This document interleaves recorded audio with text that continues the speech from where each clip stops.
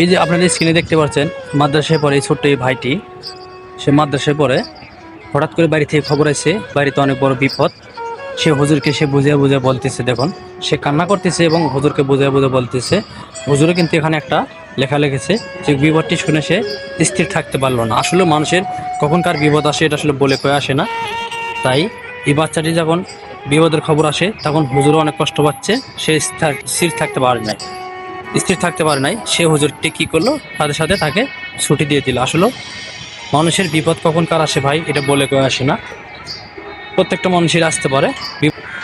অনেক মানুষ অসুস্থ থাকে, সেগুলো বেশি অসুস্থ হয়ে যায়। কিছু কিছু মানুষ আছে যারা কিনা অসুস্থ থাকার পরে মারা যায়, সেগুলো খবরও কিন্তু মাদ্রাসায় আছে। তো হুজুরটি যখন এই খবরটি পাইলো, খবরটি পাওয়ার পরে তাৎক্ষণিক এই বাচ্চাটাকে ছুটি দিল, যে তার বাড়িতে যেহেতু বিপদ।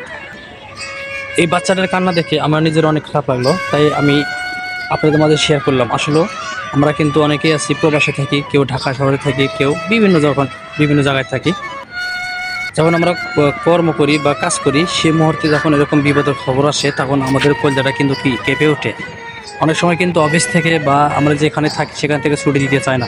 তারা অনেক ধরনের প্রশ্ন করে এবং যাচাই বাছাই করার পরে কিন্তু তারা ছুটি দেয়। যাচাই বাছাইটা কেন করে জানেন?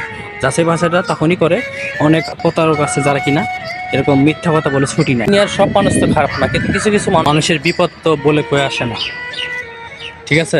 তখন এই বাচ্চাটার কান্না দেখলাম আমি, প্রথমে অনেক কষ্ট লাগলো। তারপরে আমি ভিডিওটা কিন্তু আপনাদের মাঝে শেয়ার করলাম, ভিডিওটি দেখলাম, অনেক খারাপ লাগলো। আসলে মানুষের বিপদ কখন কার আসে এটা আসলে বলে কয়ে আসে না। বিপদ আপদ প্রত্যেকটা মানুষেরই আসে, ঠিক আছে? মানুষের বিপদ আসলে বলে কয়ে আসে না ভাই, কার কখন বিপদ আসে এটা আসলে বলা যায় না।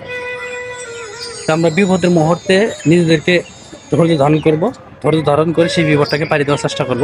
যদিও সে ছোটো মানুষ, ঠিক আছে, যদিও সেই বাচ্চারা অনেক ছোটো, তারপরে কি বলবো, তারপরেও সেই হুজুরটা কিন্তু তাকে বুঝাইয়ে তাকে ছুটি দিয়ে শান্ত হয়ে তারপরে বাচ্চাটাকে ছুটি দিয়েছে।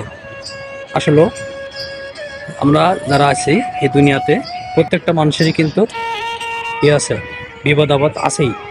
আসলে বিপদের মুহূর্তে আমাদেরকে ধৈর্য ধারণ করতে হবে। ধৈর্য ধারণ করলে আমরা যদি ধৈর্য ধারণ করতে পারি তাহলে কিন্তু সেই বিপদ থেকে আমরা উদ্ধার পাবো, ঠিক আছে? ধৈর্য ধারণ করে সেই বিপদটাকে পাড়ি দিতে হবে। যদি আমরা অধৈর্য হয়ে যাই অনেক কিছু করে ফেলি, অনেক কিছু বলতে কি কোনো কিছু করে ফেললে সেটা কিন্তু আর ফিরে পাওয়া যাবে না। তাই বিপদের মুহূর্তে আমাদেরকে ধৈর্য ধারণ করতে হবে।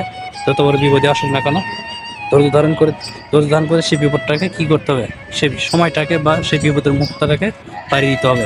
যারা যারা আজকে এই ভিডিওটি দেখুন এবং এই বাচ্চাটার জন্য দোয়া করবেন, আল্লাহ তাআলা যেন তার বিপদটাকে খুব সুন্দরভাবে কী করে পাড়ি দিয়ে দেয়।